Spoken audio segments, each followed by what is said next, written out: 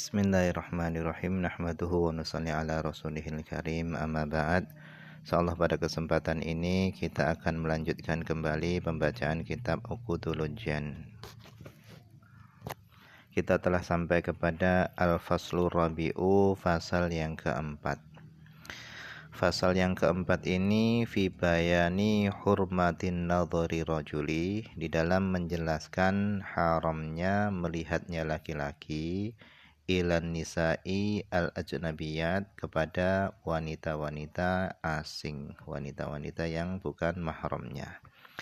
Wal aksi, dan kebalikannya. Ai nadhrihin, melihatnya perempuan ilaihi, kepada laki-laki. Jadi pada fasal ini akan dijelaskan haramnya laki-laki melihat kepada wanita yang bukan mahramnya, dan haramnya wanita melihat kepada laki-laki yang bukan mahramnya. Fama yahrumu ru'yatuhu, maka sesuatu yahrumu yang haram, ru'yatuhu melihat sesuatu tadi, ala rajuli atas laki-laki dari wanita, yahrumu haram juga ru'yatuhu melihat sesuatu tadi, alal mar'ati atas perempuan, minhu dari laki-laki. Jadi anggota tubuh wanita yang haram dilihat oleh laki-laki, maka wanita pun diharamkan melihat anggota tadi dari laki-laki. Jadi apa yang diharamkan bagi laki-laki melihatnya dari wanita, wanita juga diharamkan melihatnya. Wal murahiku, dan adapun murahik, fi dzalika, di dalam masalah haramnya melihat tadi, itu karrajuli, itu hukumnya seperti laki-laki. Jadi murahik ini adalah anak yang sudah mendekati usia balik. Murahik ini antara tamyiz dan balik. Jadi dia ini di atas tamyiz tapi belum sampai balik. Nah, hukum daripada melihatnya murahik tadi, itu hukumnya disamakan dengan laki-laki.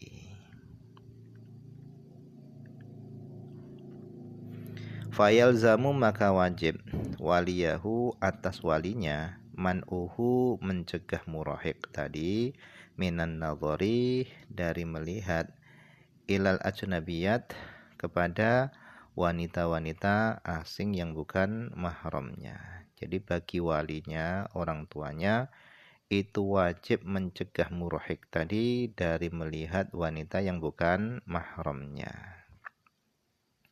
Wa yalzamuha, dan wajib atas wanita, al-ihtijabu, yaitu menutupi dirinya, minhu dari murahik. Jadi dari murahik pun wanita itu wajib menutupi dirinya, apalagi dari yang sudah balik, yang sudah dewasa. Wakal mar'ati, dan seperti perempuan, fi dzalika, di dalam haramnya melihat, seperti perempuan itu adalah al-amrodul jamilul wajhi, yaitu pemuda yang ganteng wajahnya. Jadi melihat pemuda yang ganteng wajahnya itu juga diharamkan. Haramnya itu seperti melihat wanita. Kada demikian keterangan fin nihayah, di dalam kitab nihayah li Syekh, yang telah ditulis oleh Syekh Muhammad Al-Misri. Wa fima, dan pada sesuatu, waqa'a yang terjadi, fihi ay an-nadhar, di dalam melihat, minaz zajri, daripada larangan, ay minal man'i, daripada larangan, minal kitabi wal ahadithi, daripada Al-Quran dan hadis-hadis. Jadi pada fasal yang keempat ini juga ada larangan melihat, yang diambil tadi, larangan tadi itu diambil daripada Al-Quran dan hadis-hadis.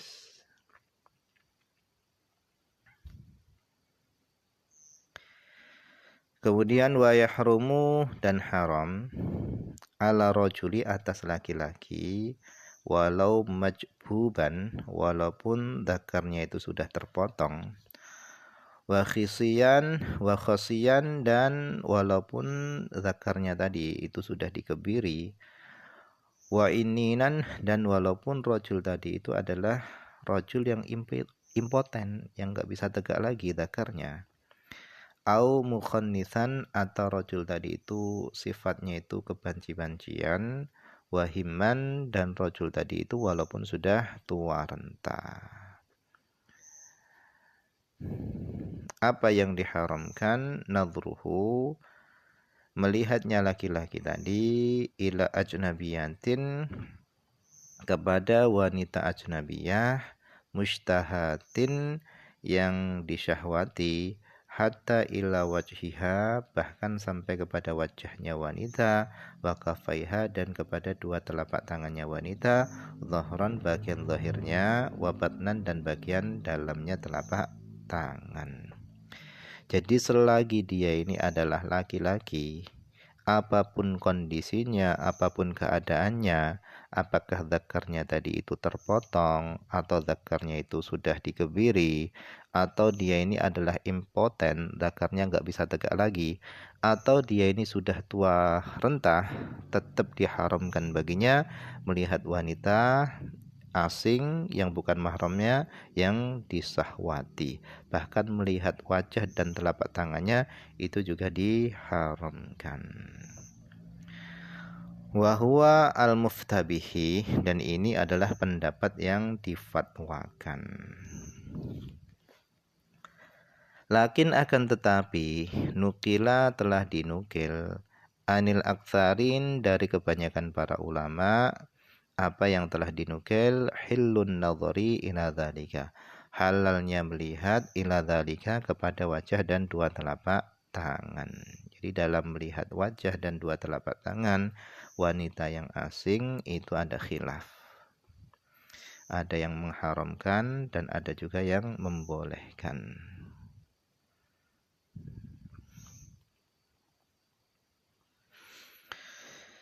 Kemudian wa amman nadharu rajuli, adapun melihatnya laki-laki, ila zaujatihi, kepada istrinya, wa amatihi, dan kepada budak perempuannya, fi hali hayati kullin, pada kondisi hidupnya masing-masing, minhuma, dari istri dan budak perempuannya, itu fajaizun, maka itu diperbolehkan.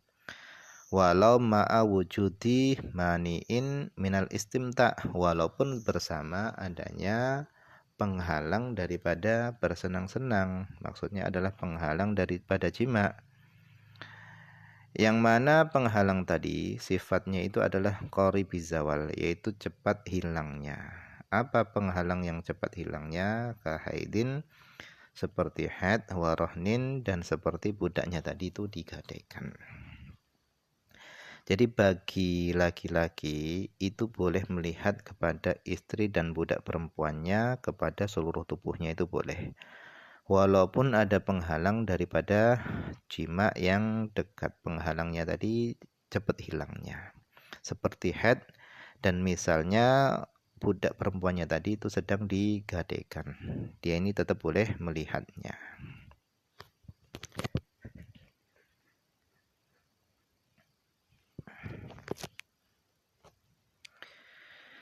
Lakin akan tetapi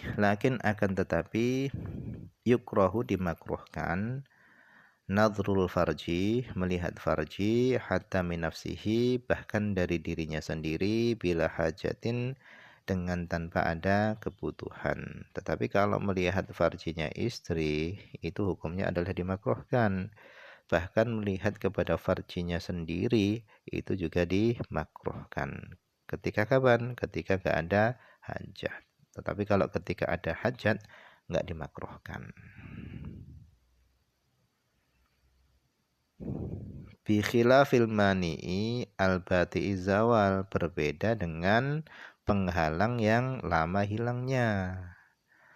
Contoh penghalang yang lama hilangnya adalah ka'ani taddad az-zaujatu, seperti beriddahnya seorang istri, an syubhatin, daripada wati syubhat.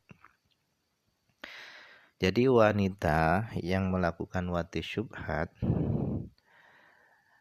dia ini wajib melakukan iddah sebagaimana iddahnya wanita yang lainnya yang sedang diceraikan oleh suaminya.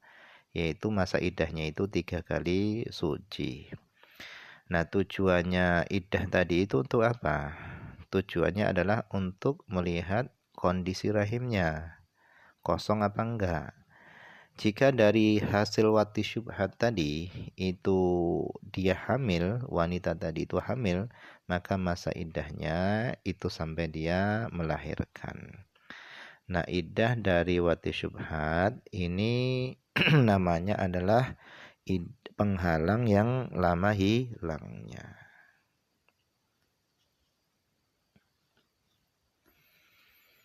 Maka fayahrumu, maka haram an-nadharu, melihat, ilama, kepada sesuatu, baina surratiha, antara pusarnya istri tadi, wa rukbatiha, dan antara lututnya istri tadi.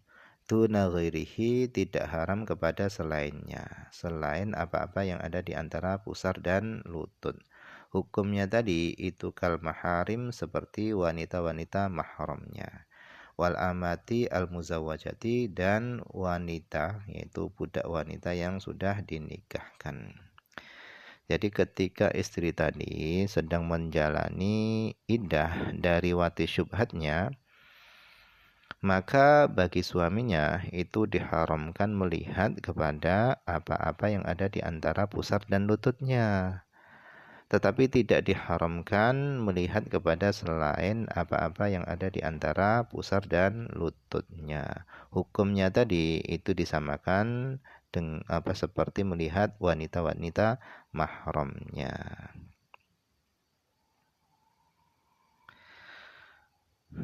Nah, ketika budak wanita tadi itu sudah dinikahkan, maka bagi tuannya itu haram melihat kepada apa-apa yang ada di antara pusar dan lututnya, itu diharamkan.